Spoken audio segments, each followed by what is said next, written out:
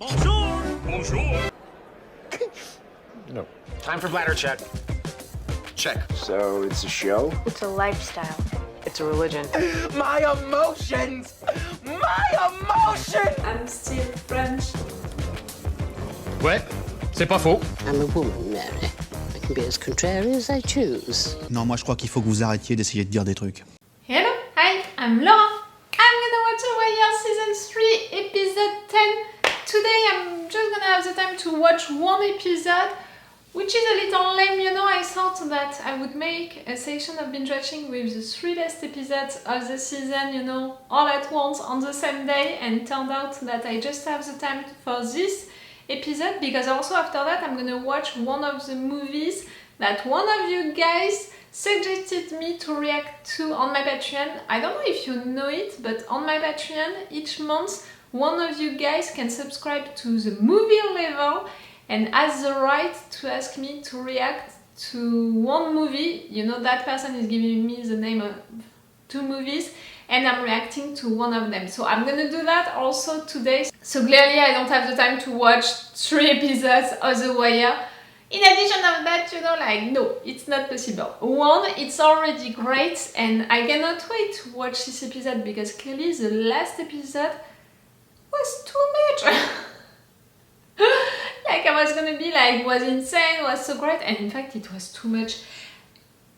It was really weird because I said during almost the entire season that it was a slow season, that I had the impression that everyone was turning in circles, that nothing was progressing for anyone, you know, in all sides. I mean, for the Cubs, for the Barksdale team, for Marlo, for Omar. I had the impression really that nothing was progressing and that they were just turning in circles and all. And since, I was gonna say since 2 episodes, but in fact no, it's really during the last episode that everything happened, everything was changed. Oh, it was so much, you know, the last episode, like I finished it swearing, and you know that when I'm finishing an episode swearing, it means that this episode was a lot to process for me. The big thing for sure, it was about press. Oh. It's still really making me mad and making me sad at the same time. Like, I'm so disappointed with him. You saw it during the season 1 when it happened, when he hurt that kid. I was so mad. I was really like, I didn't hate the character because I didn't know him that much, but I didn't want to see him on screen. Like, you saw that each time that he was talking during the season 1 and during almost the entire season 2, I was like, great, shut the fuck up. And each time I was like, okay, cool, but stay into the office, I don't want you to be out. Like, I was not considering him at all during the season 1. I was beginning to consider him during the season 2, but it was rough, and it was really during the season 3 that I was getting attached to him, and I was like, okay, you're really making a good team with Lester, your relationship is nice, and you're making a good job also, and sometimes you can be fun. So, you know, I never forget and forgive what he did to that kid, clearly, because you know what I think about that, you know that I think that everyone deserves a second chance as long as you're showing that you want that second chance, that you want to change, that you're truly making stuff to do it, to change, and that you regret what you did. And I had an issue with that for Priest because I had an issue with that because he showed, you know, that he wanted to change. He was okay to stay into this office, to not be out there, and he knew that it was not right for him to be out there and all. So he wanted to change, he knew what was wrong with him, but he never showed, you know, that he had regrets for what happened to that kid. When that kid, you know, was right there close to him, he avoided that confrontation, and clearly I was not okay with it at all. So I never forget and forgive that, but I was ready to give him a second chance with time, you know, during this season 3, really. So for that thing to happen, for him to shoot a guy without warning that person that he was a cop, you know, doing it, you know, with mistakes, so many mistakes around that. Like the fact that he intervened, he shot just because the guy had a gun and he didn't consider the situation at all, you know, it was an impulsive move. He didn't warn the person that he was a cop. After that, you know, he discovered that this guy was a cop himself. But you know, the fact that this guy was a cop, for me, okay, it's important for the rest of the story and all, but in fact, it's not that important. What's important, the fact that he killed the guy. Like, having a gun into his hands, again, he committed a mistake. Again, he didn't do his job right. Again, you know, like, it made me really mad during that moment. I was clearly disappointed. But I thought that he did it because he was scared, you know, because he couldn't handle that moment. We saw before, you know, that he couldn't deal with adrenaline moments. And I thought that he panicked or something like that. And in fact, no, he said that he was not scared, he was not mad, he just did it. And again, it's making it worse for me.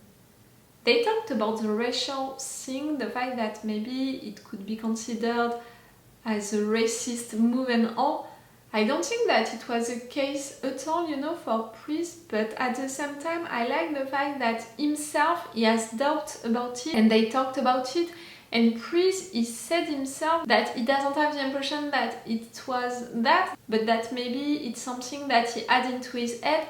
And I think that it's important to talk about it because in these days and also in our days, policemen, in particular in US, I'm sorry to say it, but in particular in US, they have that on mind no matter what, with everything that happened, with also the formations that they took and people who are with them, you know, into the police departments. I'm sure that at least one of these guys is really obviously racist, saying racist stuff, and with time it can come into your mind even if you're not racist. And you know, for these cops to have that kind of formation, to have that kind of department in which it's okay to have racist thoughts, you know, to share with other people, with also everything which is happening in the news and stuff like that, to just ask the question, you know, I'm not someone racist, but maybe it was at the back of my head as a cop, you know. I think that it was really fair for press to have that thought, you know. And I appreciated that the writers made it a real moment, you know, really pointed at it. Is he gonna have a new free card? That's really the main question right now. What happened at the end of the last episode when he returned to the office, when he saw the wires? I'm not sure that he really went back to work. They want to keep an eye on him because they are afraid of suicidal thoughts for a good reason. But for the free card, I said it during the last episode, I'm not sure that I'm okay with him having a new free card. Like, I'm okay for people to have a second chance, like right there. It would be a third chance, and the fact that this new mistake that he did, it's based on the same things, you know, than the first one, for me it's proving that he didn't change, in fact he didn't evolve, and that's not good at all. So see, I'm divided because for sure I appreciate this character and I appreciate his relationship with Lester, the fact that it was one of his first thoughts, you know, tell Lester that I'm sorry, because they were really close and Lester put a lot of things on him, taught him a lot of things. For sure I appreciate the guy for that, but I can see that he's making terrible mistakes, that he didn't evolve since the last one, and I'm not sure, you know, that I want for him to be protected right there. And returning also into this team after committing such a mistake, for how everything is gonna react and all, like, I'm not sure. So that was already big enough, you know, for the last episode, but in addition of that, we had Brianna confronting Avon about this death. Avon knows the truth, but Stringer managed to manipulate him, like, it's totally okay to have someone who betrayed you, killed one of your loved ones next to you, like it's totally okay. And he had to lie to Brianna, but it didn't last really, like she discovered that he's lying even if she doesn't know the entire truth. That was so bad. We had also Carver, who moved the body to protect Amsterdam. That place really, it needs to be stopped. That's it, I'm tired of it. Like, at first I was considering that option, but really when I saw all of these people, all of the customers, you know, getting so bad, and the prostitution and all of that, I was like, okay, that's it, we need to stop it. It can't last for a long time, and really now is the time to stop it.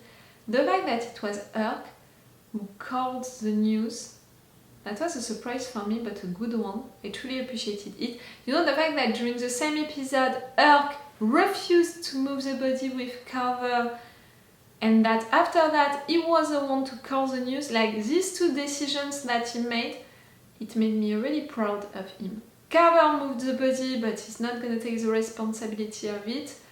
His chief is gonna take the responsibility of it. I think that it's the end, you know, for this chief. Like, the story with the body, but also Amsterdam is gonna be discovered and he's gonna be blamed for it. Who is gonna take advantage of that? You know, I'm thinking about the fact that we have an entire political situation with Tommy, with his friend, all of that. They want to present themselves. His friend doesn't know yet that Tommy is gonna present himself also. Maybe it should be great for them to take advantage of that, because they could say something like, see what is happening to that town, and the mayor, he doesn't know about it. He's not that close, you know, to his citizens, you know, he's letting that happen. Maybe they can take advantage of it, in fact. McNulty, during the last episode, also, nothing really bad happened to him, but I had the impression that he was realizing that he has nothing into his life, nothing for himself, and that even if he's trying to have something, you know, to have a normal date and all, it's not functioning. It made me a little sad for him, and with McNulty and with how he can react in front of that kind of things, I'm a little worried for him. The only good thing, you know, and in fact with the last episode, it was Dennis, all of the thing about that boxing place and the fact that he's asking for help, but the right way, the legal way, to the right persons, and it's functioning. It made me so proud of him, you know, I was so glad for him. Okay, I'm gonna stop this intro right now, let's go for this episode. Remember that if you want to have my Patreon, on which we have 3 episodes of advance, it means 2 weeks of advance, it's really a lot of advance, you know, and I'm working hard for you guys on Patreon to have that advantage, that kind of advance. And you have extended reaction part for all of these episodes. I'm not putting 4 reaction parts because it's long episodes, you know, it wouldn't make sense. But for example, I think that for the last episode it was 13 minutes longer, the extended reaction part, so it's really longer reaction part. But it means that if you're only interested by The Wire, you just have to subscribe to the level 2. It's only €5. If you guys, you're interested, you know, you want these advantages and you want to support me, you can come on my Patreon. Let's go for this episode!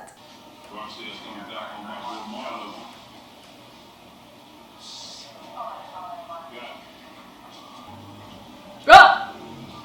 Brother Mouzone? We are in Baltimore, man. Baltimore, Maryland.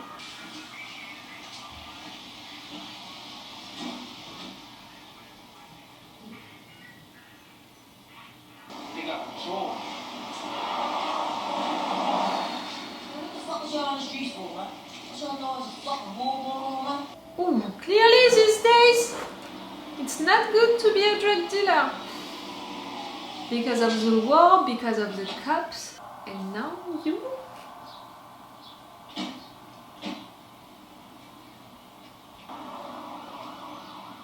What happened to all them towers?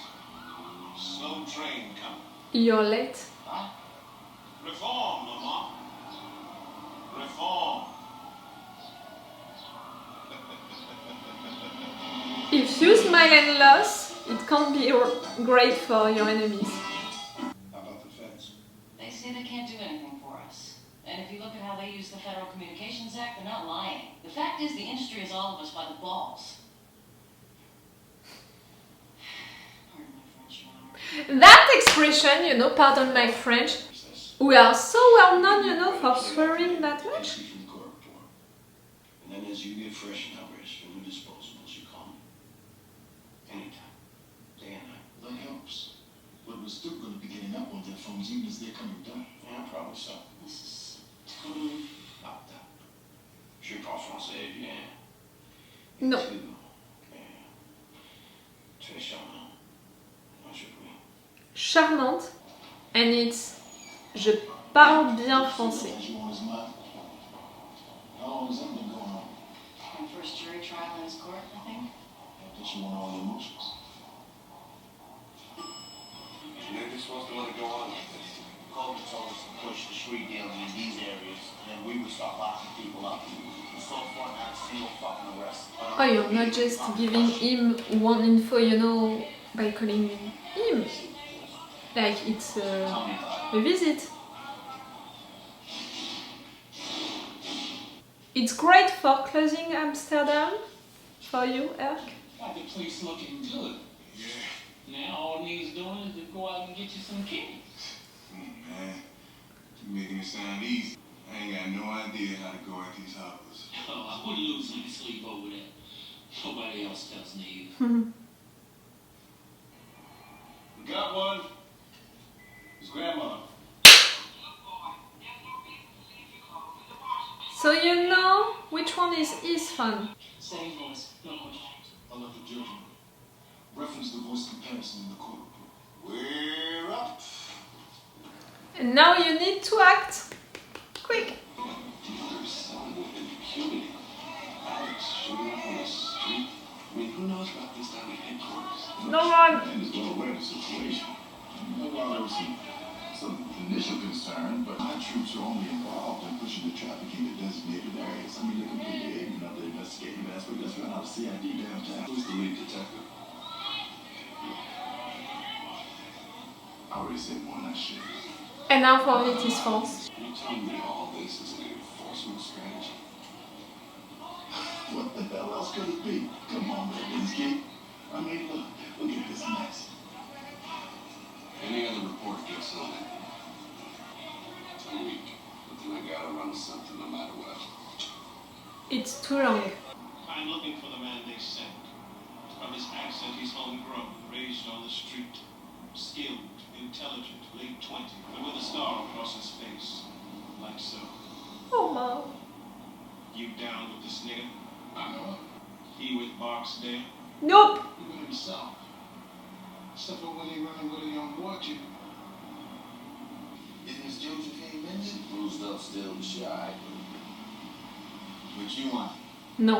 Not until I settle this for good. Hey, yo, Butch, I want you to go inside my bank and spread the word. Omar paying cash money to get them people to films. Hey, save your money. Why? Tompkins are woman color. What the funeral on? You're giving him the place, their main place? Scoping them clowns and you ain't into some bubbling word. Call myself looking out for you. Your chances of going up against that mob and coming back is as slim as a car snake. Not if he's making an alliance with Brother Mouzone. I'm looking to get some kids interested in boxing. This is my timeout corner. I say children who can't play nice together. Man, start a boxing program. If you look for some of y'all, signing on might be a good thing. Keep your ass. Oi, oi. You ain't shit.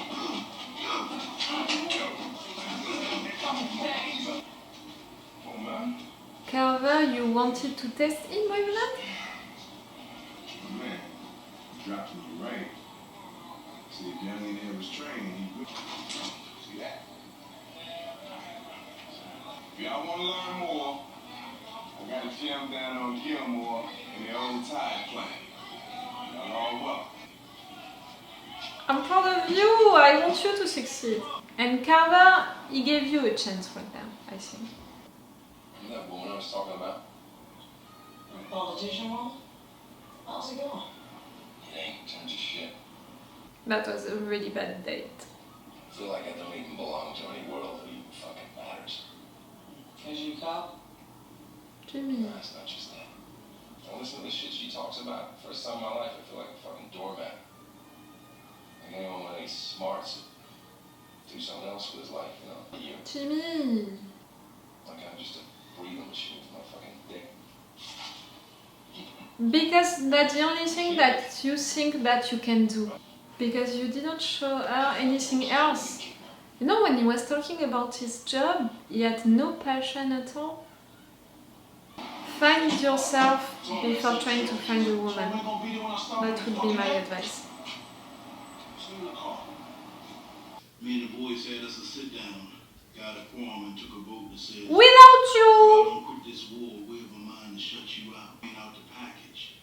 The boys don't want to extend the good shit if it's gonna keep you and your peoples out on them corners banging. What about the boy? Fits to say Marlo willing to talk. If he can keep his corners. You all recognize your contribute to the co-op. But the feeling is this. It ain't right for you to be at the head of our table when you can't call off your dub. Talking about Avon like that? Avon or Stringer, one of them is gonna get killed. But which one and by whom?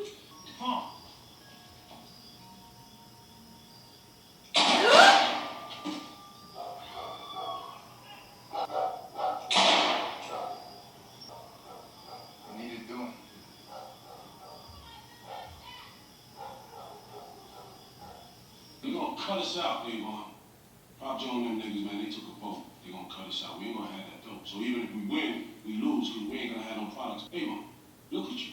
Fucking shooting dope without a fucking needle right now, man. Getting high on voucher, playing fucking soldier. That motherfucker. He good. Well, It was your girl. Avon, look. You and me, we brothers, B. We didn't think we'll make it this fucking far, but fuck if we ain't standing here right now with the whole world. You're so not on the same page. Look at you, look at what you're doing right now, look how you're thinking about things. You know what Slim just told me? Devon come up dead. She was shot on the mouth, one of these tip. You still want to talk truth, String? But your first reaction, it was... Lama. To find Omar!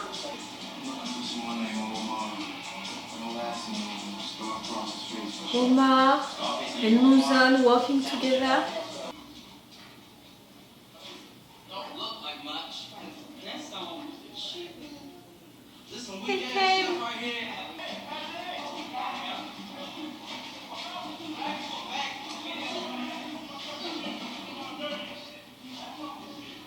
It's a beginning, Dennis, come on.